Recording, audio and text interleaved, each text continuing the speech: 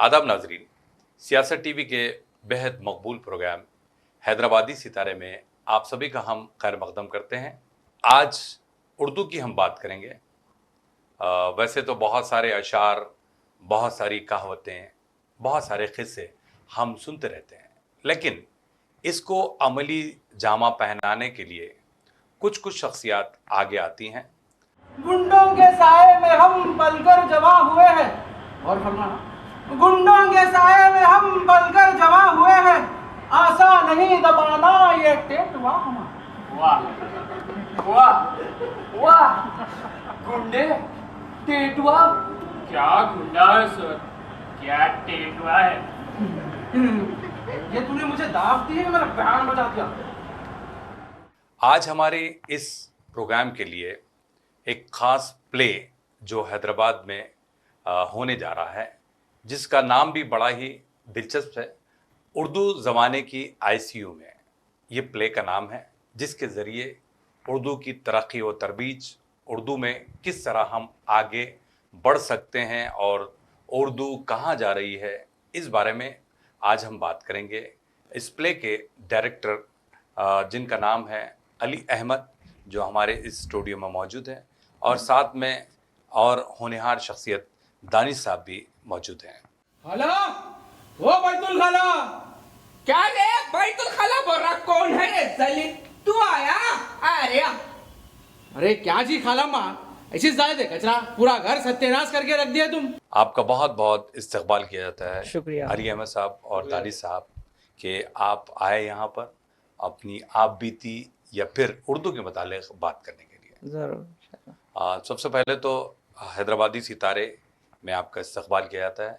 शुक्रिया, बहुत बहुत शुक्रिया। सभी नाजरीन को अली अहमद का आदाब। मैं दर्पण थिएटर का डायरेक्टर हूँ और हम पिछले 16 साल से थिएटर करते हुए आ रहे हैं, तो आप सभी का तहे दिल से आदाब करता हूँ।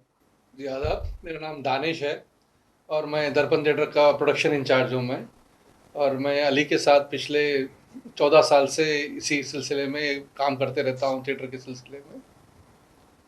चलिए, आप अपना तारुफ तो बता चुके हैं।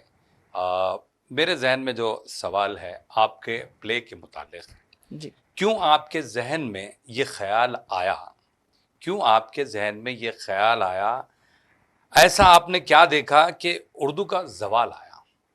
जी, बहुत अच्छी लाइन है आपकी। मुझे ख्याल इसलिए आया क्योंकि मैं एक ओल्ड सिटी से ही बिलोंग करता हूँ, वहीं से आता हूँ, और काफ़ी सारे मेरे दोस्त हैं और जिनको मैं जानता हूँ तो जो उर्दू नहीं जानते, वो तो शुक्रगुजार हूँ हमारे बड़ों का, जिनकी बदौलत थोड़ी बहुत मैं जानता हूँ, लिख सकता हूँ, पढ़ सकता हूँ, अल्हम्दुलिल्लाह। मतलब उनकी बदौलत मैं करता हूँ। लेकिन मेरे साथी जो है उनको मतलब उनको अगर कुछ लिखना भी है तो वो रोमन में लिखते हैं, वो पढ़ने से तो थोड़ा पीछे ही है, और बोलने की तो बात ही कुछ और है, क्योंकि दक्कनी उर्दू, ये सब हिंदी, ये सब मिल मिल के हमारी जो रोज़मर्रा की बोलचाल है उसका एक अलग ही है। तो वहीं से एक दिमाग में आया कि उर्दू के लिए कुछ होना चाहिए, जबकि काफ़ी कुछ हो रहा है। ऐसा नहीं है कि उर्दू के लिए काम नहीं कर रहे हैं, हो रहा है, लेकिन और मतलब जैसे कि हम थिएटर की बात करते हैं, उर्दू थिएटर आपको नहीं मिलेगा, बहुत कम मिलेगा, या मिलेगा तो ये सिर्फ दिल्ली में कोई थिएटर ग्रुप है वो करेंगे, या लखनऊ में कोई है वो करेंगे, उसके अलावा और कोई थिएटर नहीं करता। जी जी, तो वहाँ से एक सोच थी, और जो हमारे राइटर साहब हैं नईम जावेद साहब, जो सऊदी में मुक़ीम है अभी, तो उनसे बातचीत के दौरान ये आया कि उनकी एक कॉन्सेप्ट था, उनका एक मोनोलॉग था उर्दू ज़माने की आईसीयू में। वो वहाँ पे सऊदी में ही कोई एक आर्टिस्ट थे, उनके साथ ये करते थे। जब मेरे सामने ये स्क्रिप्ट आई तो लगा कि भाई इसको एक ड्रामाई शक्ल देना इसको ज़रूरी है ताकि लोगों तक भी पहुँचे। तो इस तरह से उर्दू ज़माने की ICU में का जो कॉन्सेप्ट है वो थोड़ा अमल में आया सब। जी जी। जी लेकिन एक बात है अली अहमद साहब, जी आपने तो खैर बेड़ा उठा रखा है कि भाई मैं उर्दू को या फिर उर्दू से रिलेटेड बहुत सारी चीज़ें जी मैं लोगों को रोशनास करवाऊंगा। जी सिर्फ ये कि आपके दोस्तों को उर्दू नहीं आती, जी यही आपका शेवा रहा है। लेकिन आपको ये इल्म होना चाहिए कि उर्दू की बहुत सारी महफिलें शहर हैदराबाद के बहुत सारे इलाक़ों में मुनक़िद की जाती है। शेरी बिल्कुल महफिल हो बिल्कुल या नशरी महफिल हो, जिसमें ख़वातीन फिर ख़वातीन के सामाइन में भी काफ़ी तादाद होती है। जी। उस लिहाज से उर्दू कहाँ मर रही है, उर्दू कहाँ दम तोड़ रही है? नहीं, एक चीज़ है कि उर्दू मर रही है हम ये नहीं बोल सकते, उर्दू तो ज़िंदा रहेगी, पर उसका जो इम्पोर्टेंस है, उसकी जो अहमियत है, वो धीरे-धीरे कम होती जा रही है। अगर आप देखेंगे तो लोग अभी उर्दू एज़ अ लैंग्वेज लोग पढ़ाना पसंद नहीं करेंगे अपने बच्चों को, ये देखने में आ रहा है आजकल। और जब हम ये शुरू कर रहे थे, तब से भी ये सुनने में आ रहा है कि अच्छा उर्दू ठीक है, वो तो लैंग्वेज है, वो तो खैर बच्चे पढ़ लेंगे, लेकिन कोई पढ़ता नहीं है। मतलब घर में हम पढ़ सकते हैं, घर में हम पढ़ा सकते हैं, ऐसे ऐसे चीज़ें सामने आ रही थी, लेकिन आगे नस्ल में क्या जाएगा? अब जहाँ तक जिस तरह से आप बोल रहे हैं कि महफ़िलें होती है या मुशायरे होते हैं, ये होता है, ठीक है, अभी होता है। यंगस्टर्स कितने हैं उसमें? आगे आने वाले कितने हैं? आगे ले जाने वाले कौन रहेंगे? ये एक मेन जो कॉन्सेप्ट मेरे दिमाग में आया था, जिसको लेकर के इसको लेकर के जो उसमें आगे बढ़ रहे हैं, ये एक था। नहीं अली अहमद साहब, जी देखिए, क्या आपका प्ले जब पेश होता है जी तो क्या सारे नौजवान इससे जुड़ जाएंगे? नहीं, मैं नहीं बोलूँगा कि सारे नौजवान जुड़ेंगे इसमें, लेकिन ये बोल सकता हूँ कि एक पहल हो सकती है। हाँ जी। जी, एक पहल हो सकती है कि मतलब अगर एग्ज़ाम्पल ले लेंगे, अगर एक 50 लोग भी देखते हैं एक शो, या एक 50 लोग भी नहीं, देखते हैं उसमें। तादाद बड़ा ही है, जी ऐसी बात नहीं है, क्योंकि आप दम तोड़ रहे हैं। भाई देखिए, आपके शो को देखने के लिए जब लामकान में हो रहा है तो कम से कम 200-250 लोग तो आ ही जाएंगे, नहीं, है ना? इंशाल्लाह, बिल्कुल। लेकिन मैं बोल रहा हूँ एक मिनिमल अमाउंट, मतलब जी। एक जितना लीस्ट हम बोल सकते हैं उतना। उसमें से अगर 10 लोगों को भी दिमाग में ये आ गया कि हाँ भाई, हम मतलब ये इतनी शीरी ज़ुबान है, उसको हम बोलना सीखेंगे या सीखना चाहेंगे। मैं आपको बोलता हूँ, जो हमारी टीम है, जो अभी इसके ऊपर काम कर रहे हैं, ये सारे तकरीबन नॉर्थ इंडियन हैं या तेलुगु बोलने वाले हैं। तो तेलुगु बोलने वालों से उर्दू बुलवाना और उर्दू के लिए उनके दिल में एक मोहब्बत जगाना, वही एक बात है, वो शायद उनसे और आगे बढ़ेगा इंशाल्लाह। ये एक नहीं, लेकिन अली अहमद साहब, आपने बताया कि भाई नॉर्थ वाले आपके साथ जुड़ गए हैं, जी या फिर जो है साउथ, जिनको भी यानी मादरी ज़बान जिनकी नहीं होती, नहीं है। उनको आप उर्दू सिखा रहे हैं। जी ये माना कि बहुत अच्छा काम कर रहे हैं। एक बहुत ही मशहूर प्ले आप लोगों का जो दर्पण थिएटर से होता है, जिसमें आप खाला का कैरेक्टर करते हैं, जी। उस बारे में हमारे नाज़रीन को बताएं।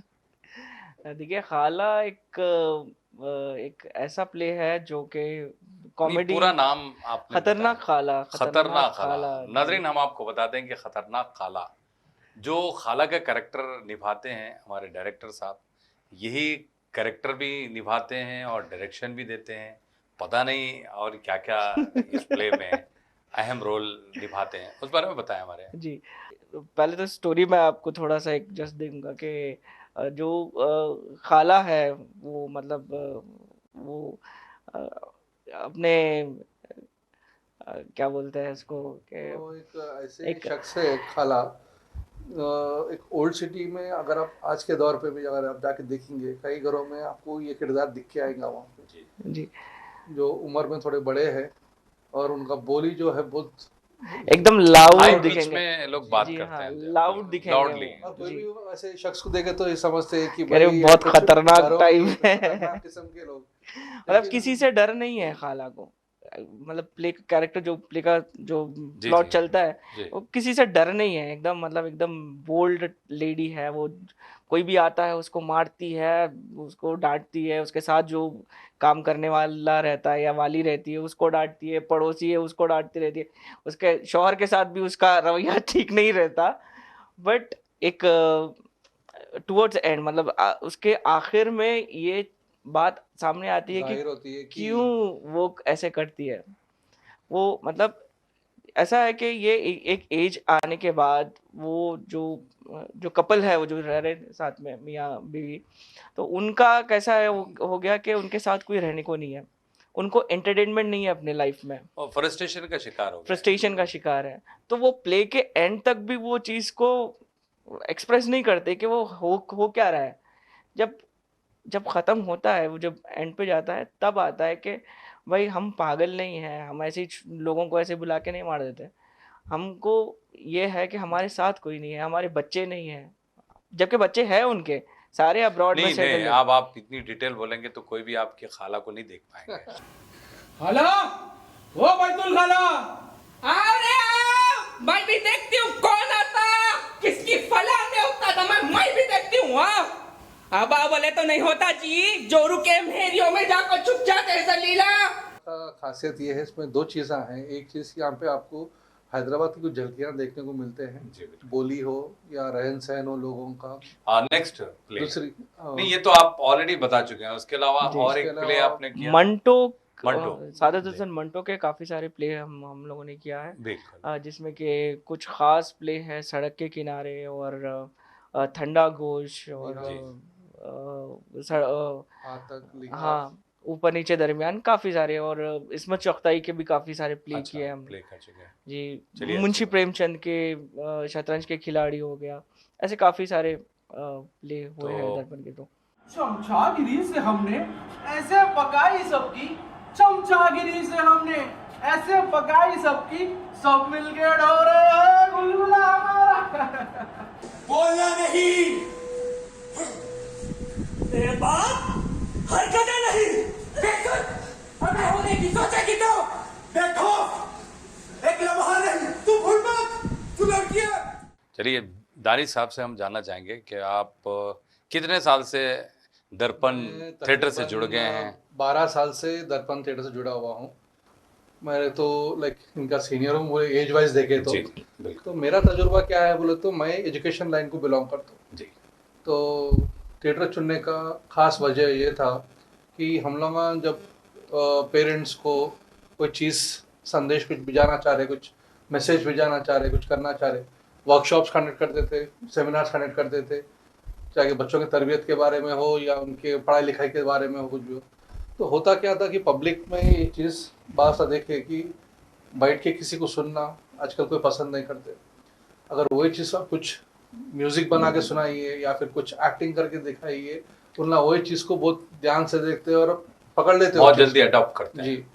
तो जब मैं एक 12 साल पहले जब इस चीज़ को देखा कि भाई वर्कशॉप बोल तो कोई नहीं आ रहे, सेमिनार्स को कोई भी नहीं आ रहे, तो अब क्या है ज़रिया, क्या है, अपनी बात तो पहुंचाना है पब्लिक को कि भाई है एजुकेशन में भी क्या है, जो ट्रेडिशनल जो मेथड जो स्कूलों में चलता है, वहाँ में कभी पेरेंट्स को खाली पेरेंट्स टीचर मीटिंग के लिए बुलाते हैं जहाँ पे कंप्लेंट ही रहते हैं खाली, लेकिन उसमें ना कोई भी ये नहीं बात करते कि अपने बच्चों के साथ कैसा पेश आना, उनके एजुकेशन में इनका रोल क्या है, कभी कोई नहीं करते वो चीज़। तो मैं देखा भाई क्या ज़रिया बन सकता है ये चीज़ उन लोगों को पहुंचाने के लिए। तो एक कोई आइडिया दिए मेरे को कि भाई आप थिएटर के ज़रिए कहीं को नहीं दिखा सकते आप इस चीज़ को, जो भी आप बोलना चाह रहे। तो जब ही अली से मुलाकात हुई थी और उन्होंने हमारे पास आके बोले कि भाई क्यों ना अपन एक अलग से एक ग्रुप क्रिएट करेंगे, और जिसका नाम था दर्पण चूज़ करें। तो दर्पण नाम चूज़ करने के पीछे भी एक खासियत ये है कि दर्पण यानी कि आईना। आईना। तो अपन लोगों को दिखाना चाह रहे थे उनका चेहरा, तो समाज का आईना आप बस। दिखाना चाहते हैं। तो अपन को वो करना है वो काम, हर जो प्ले जो कर रहे हैं उसमें कोई ना कोई मकसद रहना है, एक मैसेज रहना है, ताकि लोगों को खाली एक आके हंसी मजाक करके देख लेके चले गए नहीं, कुछ सीख के जाना है उस चीज़ में से। वो था मकसद हम लोगों का। और अभी भी तकरीबन हर प्ले में हम लोगों का यही कोशिश है कि कुछ ना कुछ एक सीख मिलना चाहिए लोगों को। हाँ भाई, ये प्ले के ज़रिए हम लोग ये चीज़ एहसास करें। ऐसा नहीं है कि एहसास नहीं करते नहीं है, वो झलकियाँ तो मिलते ही रहता है ज़िंदगी भर अपने को, तो ये भी एक ज़रिया बनना चाहिए, वो कोशिश है। अब रही बात आपकी सवाल ये थी कि भाई उर्दू हमारे दादा पूरे निज़ाम के ज़माने के थे, तो जब हम लोग छोटे थे तो उन्होंने हमारे किस्से कहानियाँ सुनाते थे उनके ज़माने के, कैसे रहते थे क्या है, चाहे वो कोई अलग बिरादरी के हो जो भी हो, हर एक के ज़बान में उर्दू बोली जाती थी वहाँ पे, और वो माहौल ही अलग रहता था वहाँ का। और वो ज़माने के लोगों से अगर आप बात करेंगे, उनका बात करने का अंदाज लिहाज भी अलग ही रहता था वो चीज़, क्योंकि उर्दू जो ज़बान है वो बहुत अदबी ज़बान है वो चीज़। शेरी ज़ुबान। अगर आप किसी गुस्से में भी आगे देख रहे हैं, आप जो तरीके से गुस्सा करते हैं वो चीज़ वो भी देख सकते हैं कि उसमें एक अदब रहती थी वो चीज़। तो जब इतनी खासियत थी ये लैंग्वेज, कहीं को ये चीज़ का इंपॉर्टेंस क्यों नहीं आ रहा बोले तो आजकल जनरेशन पूरा इंग्लिश मीडियम, जहाँ भी जाओ आप इंग्लिश मीडियम, आप नौकरी करने जाओ देखते बैकग्राउंड कौन से इंग्लिश मीडियम से पढ़े क्या आप, ऐसा नहीं है कि उर्दू आजकल कोई प्रेफर। सी देखिए अगर उर्दू को देखा जाए, आप जैसा बोले कि कितने की है चीज़ें जो हो रहे, कितने की बज़्म ख़वातीन, बज़्म सुकम, ऐसे बहुत सारे ऑर्गेनाइजेशन से जो कोशिश कर रहे हैं कि भाई कल्चर को नहीं, कोशिश नहीं दानिश साहब, कोशिश नहीं, ये सिलसिलेवार महफिलें होती हैं। ये अलग बात है, ऑडियंस बहुत कम हो गई है। जिस तरह हमारे अली अहमद साहब बताएं कि भाई नौजवान जुड़ नहीं पा रहा है, तो देखिए नौजवान पॉप म्यूजिक या रॉक म्यूजिक या फिर कोई जो भी उनको समझ में आता है उसमें ही वो इंटरेस्ट बताते हैं, ना कि ये उर्दू की महफिलें। भाई वो दौर गया। स्कूल में भी आते हैं जो बच्चे जो है एक बैकग्राउंड, एक मुस्लिम बैकग्राउंड को बिलोंग करने का एग्जाम्पल दे रहा हूँ मैं। बच्चे हालांकि 15 साल के रहते हैं, अगर उनका पूछिए आप कुरान शरीफ पढ़ते हैं क्या, नहीं हमको लैंग्वेज नहीं आता पूछिए वो चीज़। अगर आप बच्चों को अगर बोलेंगे तो उन्हें इंग्लिश ट्रांसलेटेड कुरान पढ़ना पसंद करेंगे रादर उर्दू या अरबी पढ़ना। तो ये क्यों चीज़, इसमें किसकी गलती है? ये माँ बाप की गलती नहीं है चीज़, क्योंकि अभी राइट नाउ अभी जो अपने पास जो डिमांड है इंग्लिश लैंग्वेज, जो डिमांड है, गलत नहीं बोल रहा इंग्लिश लैंग्वेज का, लेकिन वो बन गया, दस्तूर बन गया है वो चीज़ कि भाई इंग्लिश जानना ज़रूरी है। हालांकि मादरे ज़बान उर्दू भी रहने दो, लेकिन इंग्लिश लैंग्वेज का ज़रूरी है वो चीज़ होना। ठीक है, उसकी अहमियत होंगी अपनी जगह पे, लेकिन अपना काम है अपने अपने मादरे ज़बान को अपन कैसा बरकरार रखना चाहिए, बच्चों को उसकी कैसा देना कैसा चाहिए वो अपने। लेकिन अभी काम वो मोबाइल उठाओ आप, हर प्रोग्राम देखो आप उसी में रहे। अगर बच्चों को अगर वो ज़रिया अगर मिल रहा ही नहीं जहाँ से उन्हें उर्दू का इम्पोर्टेंस जानने सकेंगे, तो अब आप बोल रहे कि अगर आप एक प्ले से कितने लोगों को आप समझा सकेंगे, तो मेरा बोलने का ये है कि भाई अगर मार्केट में कोई नया प्रोडक्ट कोई ला रहा कोई चीज़, तो नहीं ये नहीं देखेंगे प्रमोशन में कितने लोग इसको लेंगे वो कि नहीं देता, लेकिन देखता कि भाई कितने लोगों तक मैं पहुंचा सकता हूँ। तो हमारी भी कोशिश हुई है कि भाई चाहे 1 प्ले करो, 2 प्ले करो, 3 प्ले करो, बरकरार रखो इसको, कितने लोगों तक पहुंच सकता वो अपना मकसद है वो चीज़। हाँ भाई आखिर में कितने लोगों पे इम्पैक्ट पड़ता है वो अपना अब देखना ही है वो चीज़ कैसा होगा। नहीं देखिए, कोशिश तो हर कोई करता है, लेकिन मैं एक चीज आपको बता रहा था कि देखिए प्ले में जो है प्ले की ऑडियंस बहुत कम होती है, ना कि दूसरे एंटरटेनमेंट के जो जराए हैं हमारे, म्यूजिकल हो या फिर जो है आप अलग अलग रंग के जो होते हैं, अब उसमें थोड़ा सा खासी तादाद जुड़ जाती है, बहुत सारे लोग जुड़ जाते हैं उस लिहाज से, जो क्योंकि प्ले यहाँ प्ले का चलन बहुत कम है, खासतौर पर हैदराबाद में। बिल्कुल सही। थिएटर के बहुत सारे ग्रुप्स कहाँ पे मिलेंगे आपको, बहुत कम। ये चीज़ एक और एक पहलू ये है कि एक खुशी हमको मिलती है कि हमारे प्लेस में खास तौर पे जो ज़्यादा उम्र वाले लोग आते हैं ना, उनकी खुशी देख के हम बहुत खुशी होते हैं। उनका जो एक सुकून मिलता है उनको देख के प्ले, और बोलते हैं कि भाई अभी भी ये चीज़ बरकरार रख रहे हैं आप लोग, दुआएं देते हैं हम लोगों को कि भाई ऐसी बरकरार रखो, कुछ ना कुछ तो होएगा। तो वो खुशी हम लोगों को बहुत ज़्यादा और पहुँचती है। यंगस्टर्स तक पहुँचने का वो चैलेंज है, नहीं बोल के नहीं है, लेकिन ये लोगों को एटलीस्ट खुश कर सक रहे कि भाई उनके पुरानी चीज़ें याद दिला सक रहे, वो बहुत बड़ी चीज़ है हमारे। देखिए पुराने लोग क्यों खुश हो रहे हैं, उनको लैंग्वेज से दिलचस्पी है, उनको लगाव है और उनको लैंग्वेज आती है। अब यंगस्टर्स जैसा आप ही ने बताया कि भाई इंग्लिश ही बोल रहे हैं जी, बिल्कुल, जहाँ डिमांड हो या फिर देखेंगे उर्दू या अरबी बोले तो मदरसों को ही जाना पड़ता, कोई स्कूल वाले कोई प्रमोट नहीं करते। कोई सेकेंड लैंग्वेज अगर उर्दू भी रहा तो खाली 7th स्टैंडर्ड तक ही है, वहाँ तक वो भी ऑप्शन है, कंपलसरी नहीं है उसके बाद। हालांकि तो ये स्टेट्स जो है जहाँ पे ये चीज़ का इम्पोर्टेंस है वहाँ पे कंपलसरी करना ज़रूरी रहता था ये चीज़ को। नहीं, ये चीज़ दानिश साहब आपको शायद इल्म नहीं है, जहाँ आप बैठे हैं ये इदारे सियासत और सियासत टीवी के स्टूडियो पे बैठे हैं, तो उर्दू की तरक्की और तरवीज के लिए रोज़नामा सियासत का बहुत बड़ा कंट्रीब्यूशन है। बिल्कुल। उर्दू दानी के बहुत सारे क्लासेस होते हैं, एग्ज़ाम्स होते हैं, जिसमें मैं आपको बता दूं कि 40% नॉन मुस्लिम इसमें हिस्सा लेते हैं। तो उस लिहाज से उर्दू को लोग सीखना चाह रहे हैं। बिल्कुल। ऐसा नहीं है, आप ये मत बोलिए कि भाई कोई गवर्नमेंट वाले हाँ, ये करना बिल्कुल बिल्कुल ये बोलिए आप, लेकिन भाई बहुत सारे लोगों को लगाव है, ये लैंग्वेज का लगाव है। अगर वरना तो भाई देखिए, आज हम हिंदी फिल्मों की बात करते हैं, तो आप बताइए मुझे कि कितने डायलॉग हिंदी में होते हैं। सारा मवाब तो उर्दू में होता है, सिर्फ नाम हिंदी दिया जाता है ना। अब गाने चलते हैं, है ना, आप कितने गाने हैं, बहुत सारे। अब खैर ये अलग बात है कि उस दौर में उर्दू का जो चलन था, उर्दू के जो डायलॉग थे, बड़े ही जबरदस्त अंदाज में लिखे जाते थे, और वो राइटर्स नहीं रहे। अब आम फहम जो भी है, बस मसाला फिल्में ही चलती है ना। भाई मुगल आजम तो अभी लोग मुश्किल है उतना टाइम दे पाएंगे, वैसी फिल्में बन पाएंगी या फिर वैसी ऑडियंस आ पाएगी, है ना, क्योंकि आजकल 1.5 घंटे की फिल्में बनती हैं, 1 घंटे की फिल्म, है ना।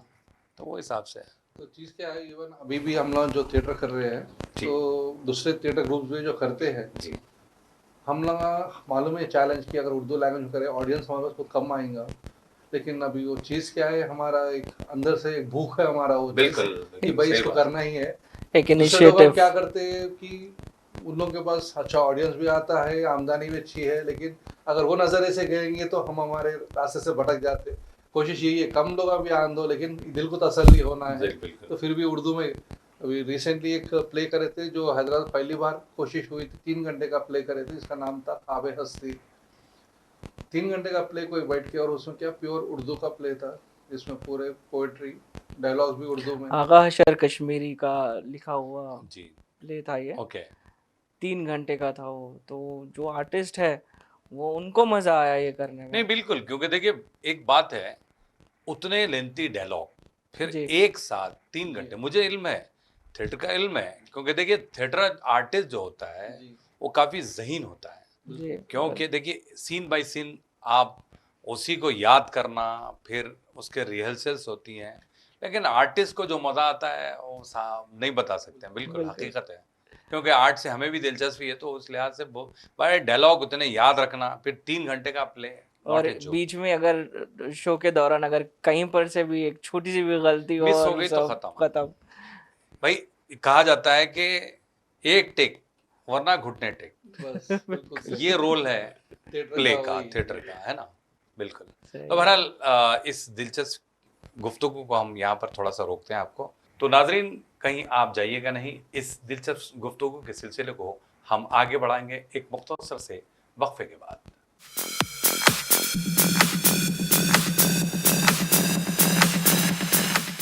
नाजरीन, सियासत टीवी की ताज़ा तरीन ख़बरें, मुशायरे, मजहबी प्रोग्राम्स और दीगर तफरीही प्रोग्राम्स देखने के लिए आप हमारा मोबाइल ऐप प्ले स्टोर से डाउनलोड कर सकते हैं। इसके अलावा यूट्यूब और फेसबुक पर आप सियासत टीवी का राज टेलीकास्ट भी देख सकते हैं। यूट्यूब पर सियासत टीवी सब्सक्राइब करें और बेल आइकॉन पर क्लिक करें ताकि नए वीडियोस आप तक फौरी तौर पर पहुंच सकें।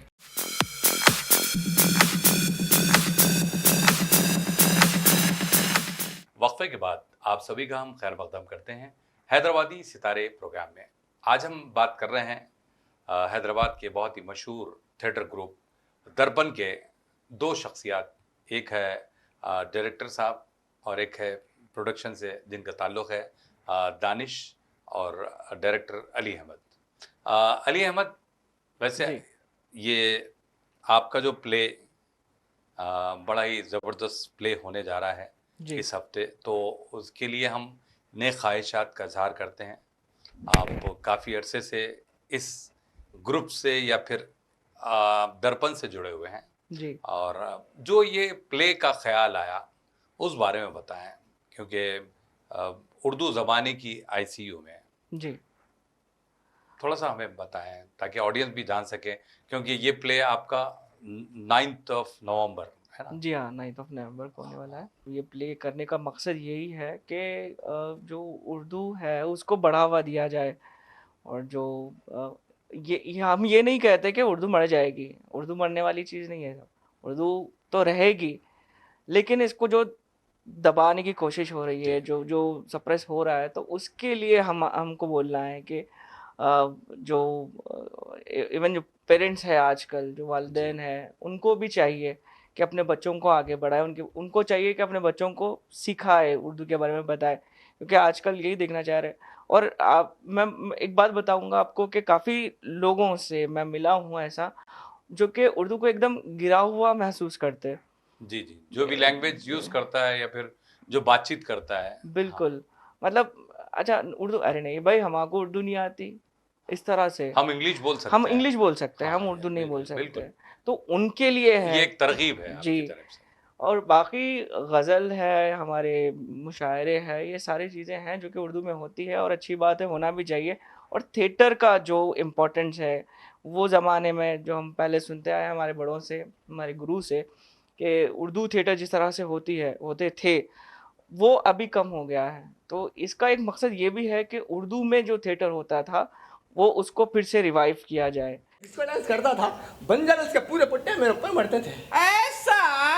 हाँ। पूरे पट्टिया तुम्हारे पे मरते थे, वो भी ये सूरत पे। फिर ने तो क्या गेस कुछ बोलते, इंडिया गॉट टैलेंट, समझी तू? चिक्के वे घड़े के जैसी है सूरत तुम्हारी, इसके ऊपर पट्टिया मरते थे। ये जो शो के थ्रू हम यही बताना चाह रहे हैं कि अभी आप लोग आगे आइए, देखिए किस तरह से शो होता है, बिल्कुल, सही किस बात। तरह से उर्दू थिएटर होता है। बिल्कुल। जी, और आपका मकसद भी ये है कि भई उर्दू थिएटर नहीं था, जी, लेकिन आपने दर्पण के ज़रिए उर्दू उर्दू थिएटर को एक नई जान दी है। बिल्कुल, क्योंकि देखिए तेलुगु के भी बहुत सारे थिएटर होते हैं बिल्कुल। और फिर इंग्लिश के प्लेस भी बहुत जी, सारे हम देखते रहते हैं हाईटेक सिटी वगैरह में, है ना? जी, तो बहरहाल दर्पण ने जो जो भी आपका थिएटर ग्रुप है, जी, उसके तहत बहुत सारे उर्दू के प्लेस आप पेश करते रहते जी हाँ। और हैं। और जी, हमारे जो गुरु है उनका नाम है भास्कर शिवालकर साहब, जी, जी। जो हाल ही में उनका देहांत हुआ है। अच्छा, तो हालांकि उन्होंने एक मराठी है, जी। मराठी थे। खानदानों से वो थे, लेकिन उनका जो उर्दू लैंग्वेज से जो लगाव था उनका, हाँ, और उन्होंने हमको सिखाया है कि उर्दू का बोलचलन जो कैसा रहता है, वो लिहाज कैसा रहना चाहिए, तलफ़ुज़ कैसा रहना चाहिए, उन्होंने करेक्शन करते थे हमारे को सही बात। कि ये चीज़ क्या है। और उन्होंने हमेशा इंकरेज करते थे कि आप दक्कनी में क्यों नहीं करते प्ले को। क्या बात हालांकि प्लेस हिंदी में रहते थे या मराठी में रहते थे, जिसको हम अडॉप्ट करके करते थे, तो बोलते थे ये सेम जिसको आप दक्कनी में करो, दक्कनी को प्रमोट नहीं क्यों नहीं करते आप। तो जी, उनसे ये चीज़ जज्बा हमको उनसे मिला सो है ये मिला चीज़, सो है। और बहुत ही उन्होंने हमारे को सपोर्ट करते थे वो चीज़। ऐसे अभी भी बहुत सारे शख्स हैं जो हालांकि वो ज़माने के हैं, जो हमको इनकरेज करते रहते हैं कि भाई आप दक्कनी में करिए, दक्कनी में। दक्कनी लैंग्वेज जो है, हालांकि अपने हैदराबाद वालों को उसकी इतनी अहमियत नहीं मालूम, लेकिन आप वही नॉर्थ में जाइए, वहाँ पे उन लोग तरसते सुनने के लिए, अरे भाई सही बात बात। करो ना, आपके बोलचाल में बात करो ना आप। सही है। तो वही तो उसकी वो है चीज़, उसका खासियत बेशक, है चीज़ सही का। बात है। प्ले के माध्यम से, प्ले के हिसाब से आपने जो नाम रखा है, क्या हिसाब से नाम रखा है, उस बारे में बताएँ? देखिए, मैं प्ले का जो कॉन्सेप्ट है, एक बेसिक एक सिनॉप्सिस मैं आपको बोलना चाहूँगा कि जी, राइटर ने उर्दू को एक खूबसूरत हसीना के लिहाज से उसको पेश किया है, जी। जबकि उसका कैरेक्टर कुछ नहीं है, लेकिन एक है जो ज़बान दोस्त है, एक जो शख्स है जो ज़बान दोस्त है, और वो चाहता है कि वो हसीना मर रही है। ओके, उसके इमेजिनेशन में ऐसा है, उसके तसव्वुर में है कि उर्दू एक हसीना है, और वो अपने आखिरी सांस ले रही है, और वो आईसीयू में है। उसके तीमारदार जो आएंगे, वो बहुत इंटरेस्टिंग है यहाँ पे। जो उसको पूछने आ रहे हैं, उनमें से है हमारे कोई ऑर्गेनाइजेशंस, कोई अगर है तो वो उनका एक आता है, और पॉलिटिशियंस वो लोग आते हैं। सबके अपने-अपने एक अलग-अलग उनके पॉइंट्स रहते हैं। जैसा जिस तरह के ये जो उर्दू तो एक पॉलिटिकल वो भी एक एंगल, पॉलिटिकल मुद्दा भी बना के इसको पेश करते हैं, तो वो भी एक थोड़ी थोड़ी झलक उसमें दी गई है। और आजकल की नस्ल के जो रैपर्स या जो इस तरह के हैं उनका एक कैरेक्टर आता है, वो अपनी मतलब इंग्लिश उर्दू वो सब मिक्स करके वो बोलते हैं। तो उनको तो जो दोस्त है, जो ज़ुबान दोस्त है, वो एक से वो बात कर रहा है, एक से उनके उनके परसेप्शंस देख रहा है। और जहाँ बॉलीवुड की बात आती है फिल्म की, और मतलब बॉलीवुड में भी काफ़ी उर्दू का कंट्रीब्यूशन रहा है और है भी, और इंशाल्लाह रहेगा भी आगे। तो उनसे भी एक सवाल होता है कि आपको तो उर्दू मिली, लेकिन आपने उर्दू के लिए क्या किया? तो ये भी है एक पॉइंट उसमें। और एक कैरेक्टर उसमें गज़ल खुद है, गज़ल का एक कैरेक्टर है जो कि बहुत ही खूबसूरत, उसको एक खूबसूरत लड़की की शक्ल में गज़ल आती है। वो बोलती है कि मतलब गज़ल है क्या और कहाँ से आई और उर्दू का क्या रिलेशन है गज़ल से। तो ये सारी चीज़ें हैं। टुवर्ड्स एंड जब ख़त्म होता है तो वो इसमें एक भारत माता का भी एक कैरेक्टर है। वो ये है कि भारत माता बोलती है कि ये सब मेरे बच्चे हैं। अगर उर्दू भी अगर जाती है तो उसकी तकलीफ़ उसको तकलीफ़ मतलब मुझे तकलीफ़ होगी उर्दू के जाने से भी। तो इस तरह से ये प्ले चलता है। तो उसमें हर एक इंसान जो कंट्रीब्यूट कर रहा है अपना, तो उसके बारे में ये बताने इस की प्ले कोशिश में है। बताया गया है। जी चलिए, अच्छी बात है। बहरहाल आपने कोशिश की है जी। और तरह तरह के कैरेक्टर इसमें रखे हैं। तो कितना ड्यूरेशन है? ड्यूरेशन 1 घंटे का। हाँ 1 मिनट 50 to 60 मिनट्स। ओके। जी उर्दू उर्दू उर्दू बहुत सारे उर्दू के प्ले कर चुके हैं।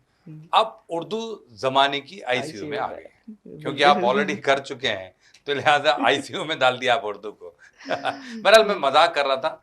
तो ये प्ले के बारे में बताएं शॉर्ट में कि भाई ये प्ले 9 नवंबर, जी हाँ फिर से आप बोलिए कहाँ पे होने वाला है? ये लामकान में होने वाला है। नहीं, लामकान पूरा डिटेल में बताइए। ये प्ले जो है 9 नवंबर के दिन, जो हफ्ते के दिन रात 8 बजे लामकान बोल के बंजारा हिल्स पे जीवीके मॉल के सामने के लेन में है। ये एक कल्चरल प्लेस है ये लामकान बोल के, वहाँ पे होने वाली है।